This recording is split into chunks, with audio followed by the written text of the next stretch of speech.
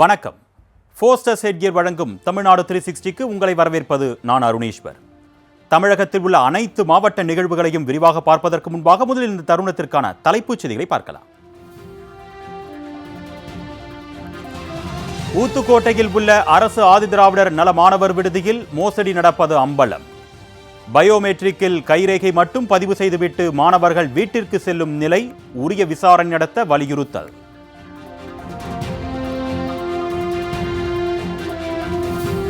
ஓமலூர் அருகே உள்ள அரசு தொடக்கப்பள்ளி மது அருந்தும் கூடாரமாக மாறிய அவலம். குடிநீர் உள்ளிட்ட அடிப்படை வசதிகள் இல்லை என்றும் பெற்றோர் புகார்.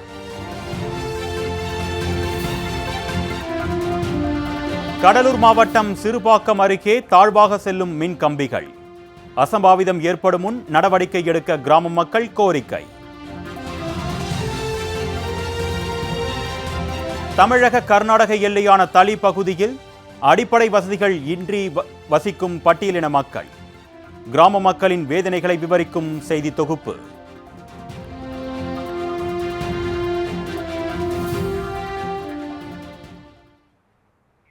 இனி விரிவான செய்திகளை பார்க்கலாம். ஊத்துக்கோட்டையில் உள்ள அரசு ஆதிதிராவிடர் நல மாணவர் விடுதியில் பயோமெட்ரிக்கில் கைரேகை மட்டும் பதிவு செய்துவிட்டு மாணவர்கள் வீட்டிற்கு செல்லும் நிலை ஏற்பட்டுள்ளது.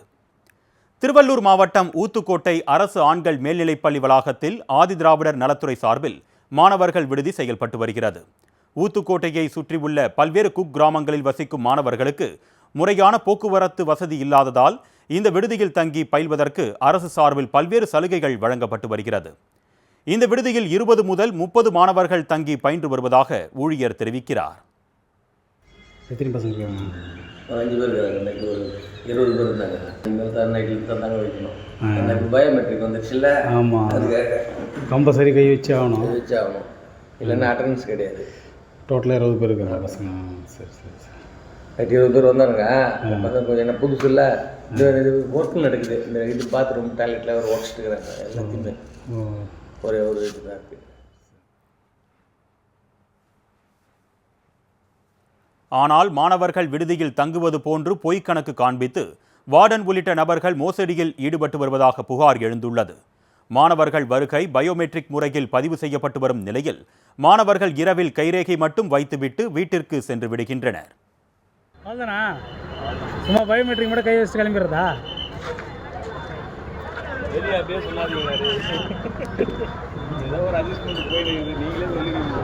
இப்போ எல்லாமே கிளம்பிடுவாங்களா? இவ்வளோ தம்பி நம்மளுக்கு தெரியல. 2 பேர் 3 பேர் 5 பேர் தம் இங்கே மொத்தம் இப்போ எத்தனை பேர் பயோமெட்ரிக் வச்சிங்க? 20 பேர். 20 பேர் வச்சு 5 பேர் தான் இருக்கிறீங்க. லோக்கலடா தம்பி நீங்கள் எல்லாம்? எங்கடா நீங்கள்? இதனால் மாணவர்கள் விடுதியில் தங்குகிறார்களா என்பது கேள்விக்குறியாகவே உள்ளது. எனவே இது குறித்து உயர் அதிகாரிகள் ஆய்வு செய்து முறையான நடவடிக்கை எடுக்க வேண்டும் என்று சமூக ஆர்வலர்கள் வலியுறுத்தியுள்ளனர்.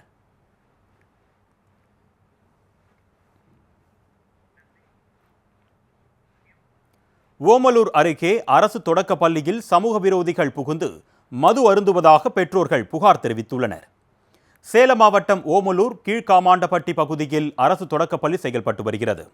இப்பள்ளியில் 55 குழந்தைகள் பயின்று வரும் நிலையில் 3 ஆசிரியர்கள் பணியாற்றி வருகின்றனர். இந்நிலையில் சமூக விரோதிகள் சிலர் இரவில் சுற்றுச்சுவரை தாண்டி பள்ளிக்குள் குதித்து மது அருந்துவதாகவும் பள்ளியை அசுத்தம் செய்வதாகவும் பெற்றோர்கள் புகார் தெரிவித்துள்ளனர். அத்துடன் இப்பள்ளியில் தண்ணீர் தொட்டி சுத்தமில்லாமல் இருப்பதாகவும் கழிவறைக்கு தண்ணீர் வசதி இல்லாததால் குழந்தைகள் திறந்த வெளியில் பயன்படுத்துவதாகவும் பெற்றோர் புகார் தெரிவித்துள்ளனர். எனவே பள்ளியில் சமூக விரோத செயலில் ஈடுபடுவதை தடுக்க வேண்டும் என்றும், போர்வெல் அமைத்து தண்ணீர் தேவையை பூர்த்தி செய்ய வேண்டும் என்றும், குடிநீர் தொட்டியை முறையாக சுத்தம் செய்ய வேண்டும் என்றும் பொதுமக்கள் கோரிக்கை விடுத்துள்ளனர்.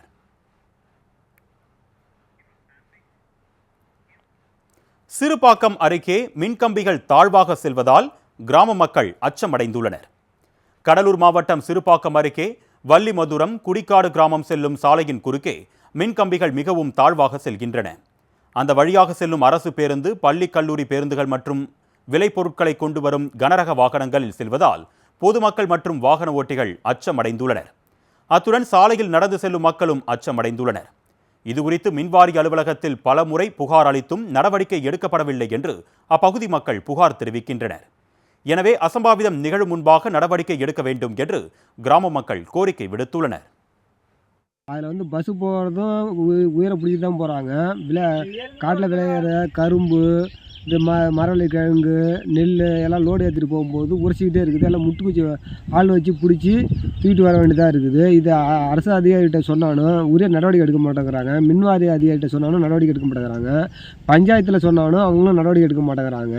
இது யாராவது உயிரிழப்பு இழந்த பிறகு தான், பெரிய உயிரிழப்பு இழந்த பிறகு தான் இதுக்கான விமோச்சனம் கிடைக்கும் போல தெரியுது. அதனால் உடனடியாக நடவடிக்கை எடுக்கும்படி அரசு அதிகாரிகளை கேட்டுக்கொள்கிறேன்.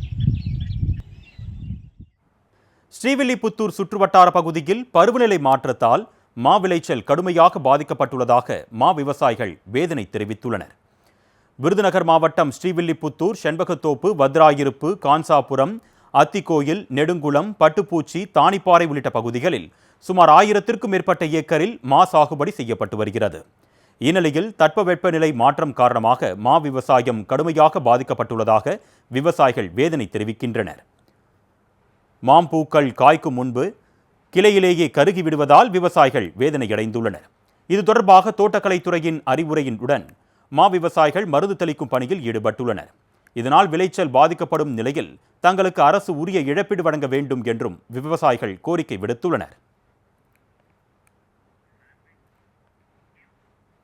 ராசிபுரம் ஏரிக்கரையில் குவியலாக காலாவதியான மருத்துவ கழிவுகள் வீசி சென்ற சம்பவம் பரபரப்பை ஏற்படுத்தியுள்ளது.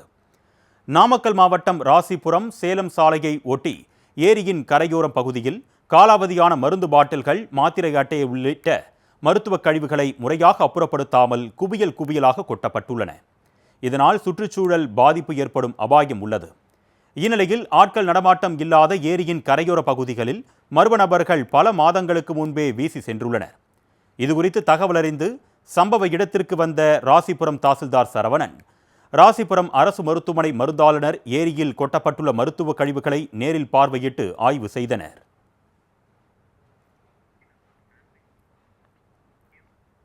நீலகிரி மாவட்டம் கூடலூர் அருகே குடியிருப்பு பகுதியில் உலா வந்த காட்டு யானையால் பொதுமக்கள் அச்சமடைந்துள்ளனர்.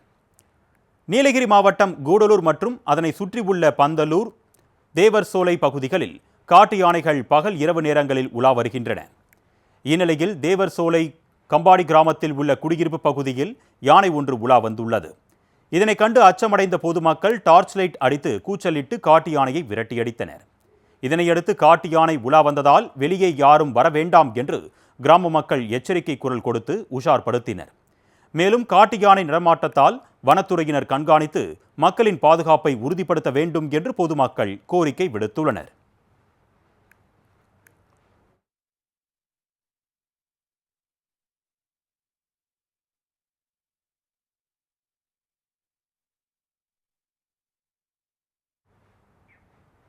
உத்தமபாளையம் அருகே பள்ளியில் நடைபெற்ற கலை திருவிழாவில் பள்ளி குழந்தைகள் நடனமாடி அசத்தினர். தேனி மாவட்டம் உத்தமபாளையம் அருகே உள்ள அரசு கல்லர் தொடக்க பள்ளியில் 100க்கும் மேற்பட்ட மாணவ மாணவிகள் கல்வி கற்று வருகின்றனர். இந்த பள்ளியில் பயிலும் மாணவர்கள் மற்றும் பெற்றோர்களின் கோரிக்கையை ஏற்று பள்ளியில் கலை திருவிழா மற்றும் நாடக மேடை திறப்பு விழா நிகழ்ச்சியை பள்ளி நிர்வாகம் நடத்தியது. இந்த நிகழ்ச்சியில் கம்பம் சட்டமன்ற உறுப்பினர் தொகுதி மேம்பாட்டு திட்டத்தின் கீழ் 3 லட்சம் ரூபாய் மதிப்பீட்டில் புதிதாக கட்டப்பட்ட நாடக மேடை கட்டடத்தினை கம்பம் எம்எல்ஏ ராமகிருஷ்ணன் தலைமை தாங்கி திறந்து வைத்தார். மேலும் குழந்தைகள் ஒன்று கூடி பல்வேறு சினிமா பாடல்களுக்கு தங்களது திறமைகளை வெளிப்படுத்திய சம்பவம் பெற்றோர்களிடமும் பொதுமக்களிடமும் மிகுந்த வரவேற்பை பெற்றுள்ளது. வாழப்பாடி அருகே சுமார் 120 ஏக்கர் பரப்பளவு கொண்ட கிசான் சின்ன ஏரியை ஆக்கிரமிப்புகளை அகற்றி ஏரியை மீட்க வேண்டும் என்று விவசாயிகள் கோரிக்கை விடுத்துள்ளனர். சேலம் மாவட்டம் வாழப்பாடி அடுத்த பேலூர் பகுதியில் சுமார் 120 ஏக்கர் பரப்பளவு கொண்ட கிசான் சின்ன ஏரி அமைந்துள்ளது. இந்த ஏரியை நம்பி 1500 ஏக்கர் விவசாய நிலங்கள் பாசன வசதி பெற்று வந்தது. இந்நிலையில் கிசான் சின்ன ஏரி கடந்த 10 ஆண்டுகளாக வறண்ட நிலையில் இருந்ததால் ஏரியின் கரைகள் சேதமடைந்ததுடன் ஏரியை சுற்றியுள்ள விவசாயிகள் ஆக்கிரமிப்பு செய்துள்ளனர். இதனால் 120 ஏக்கர் கொண்ட ஏரி தற்பொழுது 60 ஏக்கர் மட்டுமே மிஞ்சியுள்ளதாக அப்பகுதி விவசாயிகள் புகார் தெரிவிக்கின்றனர்.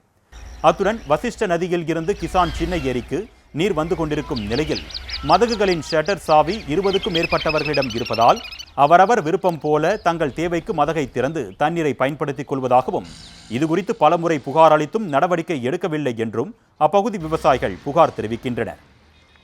கிசான் சின்ன ஏரியை ஆக்கிரமிப்புகளை அகற்றி ஏரியை மீட்க வேண்டும் என்றும் மதகின் ஷட்டர் சாவியை பெற்று நீர் ஆதாரத்தை பாதுகாக்க வேண்டும் என்றும் அப்பகுதி விவசாயிகள் கோரிக்கை விடுத்துள்ளனர்.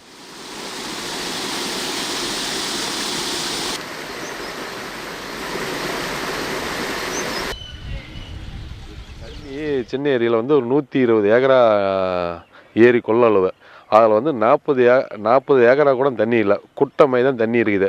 அது வந்து அரசு வந்து கவனத்துக்கு ஏற்கனவே பெட்டிஷன் பல தடவை கொடுத்து எந்த நடவடிக்கையும் எடுக்காத போது விவசாயிகள்லாம் என்ன சொல்கிறாங்கன்னா, தண்ணி இல்லாத குடிநீர் கூட காசு போட்டு வாங்கணும், இந்த தண்ணி திருப்பியும் வதச்சிட்டு நிதியிலே போகுது, இது அரசு கவனத்துக்கு எடுத்துகிட்டு போய் தண்ணி எங்களுக்கு முறையாக கொண்டாந்து ஏரி ஃபுல் பண்ணி கொடுத்தீங்களா போல. அதேமாதிரி இந்த ஷட்டர் சாவி ஒரு 20 பேர் 22 பேர்த்துக்கு மேலே இருக்குதுன்றாங்க. யார்யாருக்கு இதெல்லாம் தெரியல. இங்கே திறந்து விட்டால் சின்ன ஏரியிலேருந்து மதுவில் பிடிங்கி விட்றாங்க, இங்கே இந்த மது திறந்து விட்டால் இங்கே இருக்க மதுவிலே திறந்து விட்றாங்க. இதெல்லாம் நடவடிக்கை அரசு கவனத்துக்கு எடுத்துகிட்டு போய் பண்ணணும். ஃபோஸ்டர்ஸ் ஹெட்கேஸின் தமிழ்நாடு 360யில் அடுத்து வருவது உங்கள் ஊர் நிகழ்வுகளை விரைவாக வழங்கும் உள்ளூர் எக்ஸ்பிரஸ்.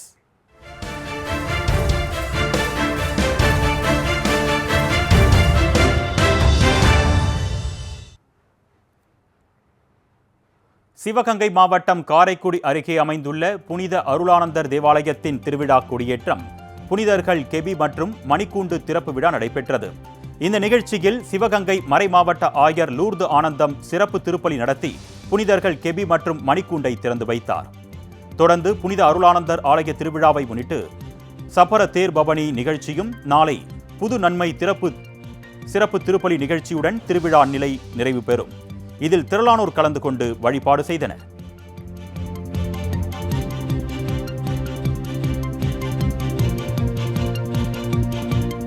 கள்ளக்குறிச்சி அருகே குடிநீர் தட்டுப்பாட்டால் அவதிக்குள்ளான மலை கிராம மக்கள் காலி குடங்களுடன் சாலை மறியலில் ஈடுபட்டனர். கள்ளக்குறிச்சி மாவட்டம் சங்கராபுரம் சட்டமன்ற தொகுதிக்குட்பட்ட கல்வராயன் மலைப்பகுதியில் சுமார் 300க்கும் மேற்பட்ட மலை கிராம மக்கள் வசித்து வருகின்றனர். இப்பகுதிகளில் கடந்த 10 நாட்களுக்கு மேலாக குடித்தண்ணீர் வரவில்லை என்று கூறப்படுகிறது. இதனால் அவதிக்குள்ளான மக்கள் நீண்ட தூரம் அலைந்து திரிந்து தண்ணீர் எடுத்து வரும் நிலைக்கு தள்ளப்பட்டுள்ளனர். இதுகுறித்து ஊராட்சி நிர்வாகத்திடம் பலமுறை புகார் தெரிவித்தும் எந்தவித நடவடிக்கையும் எடுக்கப்படவில்லை என்று வேதனை தெரிவித்த கிராம மக்கள் புதுவளவு ஆரம்பூண்டி செல்லும் சாலையில் காலி குடங்களுடன் மறியலில் ஈடுபட்டனர். நீலகிரி மாவட்டம் உதகை அரசு தாவரவியல் பூங்காவில் பல லட்சம் மலர் செடிகள், மூலிகை தாவரங்கள், கள்ளிச்செடிகள் மற்றும் மரங்கள் ஆகியவை உள்ளன. இந்நிலையில் இத்தாலியன் பூங்கா மற்றும் கண்ணாடி மாளிகை அருகில் பனிக்காலங்களில் பூக்கும் அஜிலியா மலர்கள் தற்போது அதிக அளவில் பூத்துள்ளன. வெள்ளை மற்றும் இளஞ்சிவப்பு நிறத்தில் பூத்துள்ள அஜிலியா மலர்கள் சுற்றுலா பயணிகளை வெகுவாக கவர்ந்து வருகிறது. மேலும் சுற்றுலா பயணிகள் கண்களுக்கு விருந்தாக அமைந்துள்ள அஜிலியா மலர்கள் புகைப்படம் எடுத்தும் சுற்றுலா பயணிகள் மகிழ்ச்சி அடைந்து வருகின்றனர். வெம்பக்கோட்டை அருகே அகழாய்வில் உருவமையின் உடைந்த கால் பகுதி, விலங்கின் பல் ஆகியவை கண்டெடுக்கப்பட்டுள்ளன. விருதுநகர் மாவட்டம் வெம்பக்கோட்டை அருகே விஜய கரிசல் குளத்தில் 3ஆம் கட்ட அகழாய்வு பணிகள் நடைபெற்று வருகின்றன. அதில் இதுவரை 20 குழிகள் தோண்டப்பட்டதில் பணிகள் முழுமையாக முடிந்து குழிகளை மூடும் பணியில் தொழிலாளர்கள் ஈடுபட்டு வருகின்றனர். இதுவரை 18 குழிகளில் சுடுமண் முத்திரைகள், சுடுமண்ணால் செய்யப்பட்ட விளையாட்டுப் பொருட்கள் கிடைத்துள்ளன. இந்நிலையில் சமீபத்தில் செய்த ஆய்வின் போது சுடுமண்ணால் செய்யப்பட்ட உருவ பொம்மையின் உடைந்த கால் பகுதி, விலங்கின் பல், பளிங்கு கல்லின் உடைந்த பாகம் ஆகியவை கண்டெடுக்கப்பட்டுள்ளன.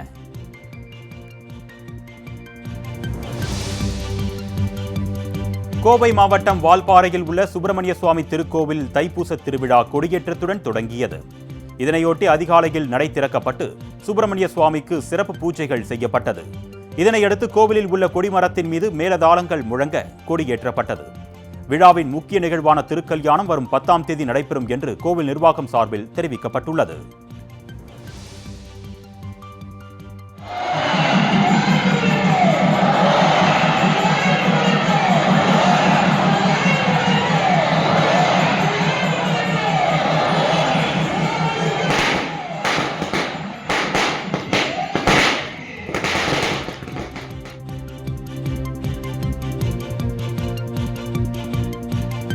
நீலகிரி மாவட்டம் கூடலூரில் சமூக நலன் மற்றும் மகளிர் உரிமைத்துறை சார்பில் பெண் குழந்தைகளை கற்பிக்கவும் பாலின சமத்துவத்தை வலியுறுத்தி விழிப்புணர்வு பேரணி நடைபெற்றது. நகராட்சி அலுவலகம் முன்பு துவங்கிய இப்பேரணியை கூடலூர் கோட்டாட்சியர் கொடியசைத்து துவக்கி வைத்தார். இதில் அரசு மற்றும் தனியார் பள்ளிகளைச் சேர்ந்த சுமார் 500க்கும் மேற்பட்ட மாணவ மாணவியர்கள் கலந்து கொண்டனர். மேலும் பெண் சிசு கொலைகள், அத்துமீறல்கள் போன்றவை தடுக்கவும் பெண்கள் மற்றும் பெண் குழந்தைகள் அனைவரும் சமம் என்ற விழிப்புணர்வை பதாகைகள் மூலம் வலியுறுத்தி பேரணி நடைபெற்றது.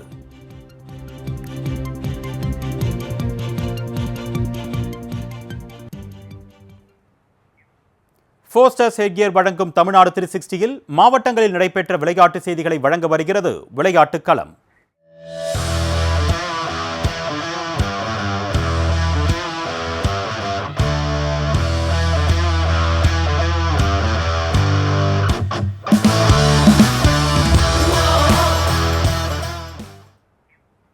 தீயணைப்புத்துறை வீரர்களுக்கான விளையாட்டுப் போட்டியில் காஞ்சிபுரம், ராணிப்பேட்டை அணிகள் ஒட்டுமொத்த சாம்பியன் பட்டத்தை வென்றது. வேலூர் மாவட்டம் நேதாஜி விளையாட்டு அரங்கில் தீயணைப்புத்துறை வீரர்களுக்கான மண்டல விளையாட்டுப் போட்டிகள் நடைபெற்றது. இதில் குண்டு எறிதல், ஈட்டி எறிதல், வாலிபால் போட்டி, நீச்சல், ஓட்டப்பந்தயம் உள்ளிட்ட போட்டிகள் நடத்தப்பட்டன. இதில் ராணிப்பேட்டை, திருவண்ணாமலை, காஞ்சிபுரம், திருவள்ளூர் உள்ளிட்ட 7 மாவட்டங்களைச் சேர்ந்த 300க்கும் மேற்பட்ட தீயணைப்புத்துறை வீரர்கள் கலந்து கொண்டனர். இப்போட்டியில் காஞ்சிபுரம் மற்றும் ராணிப்பேட்டை அணிகள் ஒட்டுமொத்த சாம்பியன் பட்டத்தை வென்றது. வேலூர் மாவட்ட எஸ்பி மதிவாணன் வெற்றி பெற்ற அணிகளுக்கு கோப்பைகள் மற்றும் பரிசுகளை வழங்கினார்.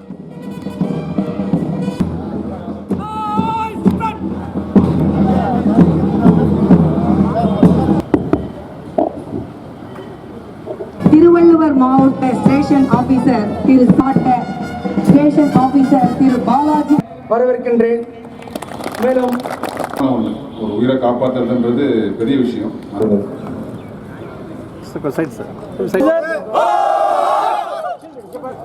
வேலூர் திருப்பத்தூர் மாவட்டம் பெற்றுச் செல்கிறது.